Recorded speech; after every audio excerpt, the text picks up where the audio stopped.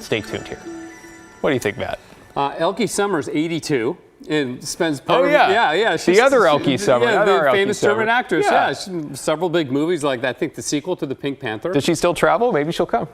You never know. She might be stoked to have a statue. I think she and the statue, if it could talk, would be big fans of our weather and what we've got in store here. Absolutely, especially coming up through the weekend. Nice transition. Thanks for saving me. We're going to cool things down into the 80s. But we'll start you out with this, a time lapse from our reserve golf course sky cam. Some clouds flittering away and evaporating as the sun went down, and there you go. Then you can see the haze out here. Then look, the crescent moon coming into view here. You can't see it, but Mars just to the left of it, and then Venus below it. Two bright spots in the sky tonight.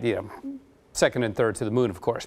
Okay, there's another time lapse for you from the Oregon coast. The low clouds picked up this afternoon. We had them in the morning. They cleared, then they picked up again as the onshore flow strengthened with the heating of the inland areas during the afternoon. And we heated up to 88 today. So a full 8 degrees cooler than yesterday. And we're running about 8 degrees cooler than this time last night right now. Salem was 87, Corvallis 83. Hot spot was Pendleton with the 103. Now look at the temperatures, though. Portland, Vancouver, Troutdale, we're still in the 70s.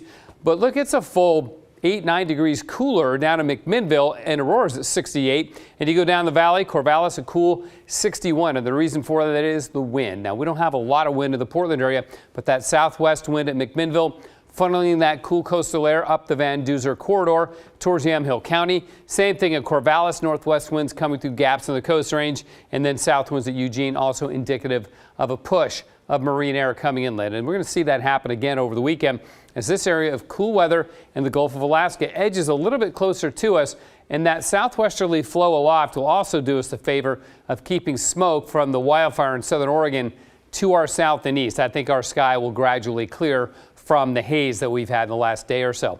So tomorrow morning, look at the solid marine layer over us. That'll be nice. I'm looking forward to a cloudy morning, but always a sunny afternoon, right? We'll still be in the 80s. Then on Saturday morning, not much in the way of morning clouds. Maybe a little bit up the Columbia River.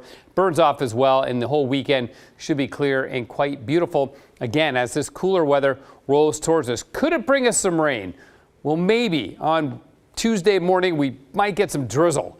That's about the most we can hope for. And then maybe again on Friday morning, we might get some drizzle. That's about the most we can hope for. Hot weather staying intact down in the desert southwest. For us, what about the rain chances? Here's the European model. And look, since we're on the Elkie Summer thing, okay. Anyway, this is showing us some rain over us on Tuesday morning. I think that's a little overblown. We'll probably get a little drizzle. That'd be about it. But otherwise, it'll be clear sailing through the weekend. 119 in Phoenix today. Today was day 21, over 110. That is a record even for Phoenix. Outside right now, Portland at 71, freezing level at 15,300 feet. The coast will be a great place to be tomorrow. Morning fog or clouds, then sunshine, then the clouds come back in the afternoon.